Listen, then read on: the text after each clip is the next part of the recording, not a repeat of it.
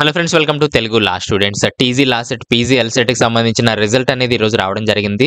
కింద డిస్క్రిప్షన్ లో లింక్ ఇస్తానండి, దాన్ని క్లిక్ చేస్తే ఈ విధంగా ఓపెన్ అవ్వడం జరుగుతుంది. ఇక్కడ డౌన్లోడ్ ర్యాంక్ కార్డ్ లోకి మీరు వెళ్ళండి.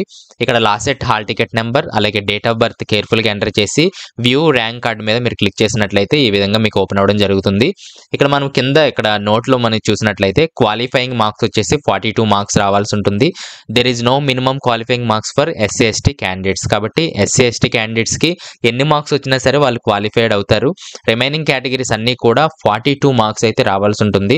42 అబోవ్ వచ్చినట్లయితే ర్యాంక్ కూడా మీకు చూపించడం జరుగుతుంది. ఒకవేళ ర్యాంక్ చూపించినట్లయితే మీరు నాట్ క్వాలిఫైడ్ అనేది అర్థం చేసుకోవాలి. అలాగే మీకు ఎన్ని మార్క్స్ వచ్చాయి, ఎంత ర్యాంక్ వచ్చింది, మీ క్యాస్ట్ కేటగిరీ కూడా ఒకసారి కింద కామెంట్స్ లో తెలియచేయండి. ఈ సంవత్సరం క్వశ్చన్ పేపర్ చాలా కష్టంగా వచ్చింది అనేది చాలా మంది అంటున్నారు. మీకు ఎన్ని మార్క్స్ వచ్చాయనేది తెలియచేయండి.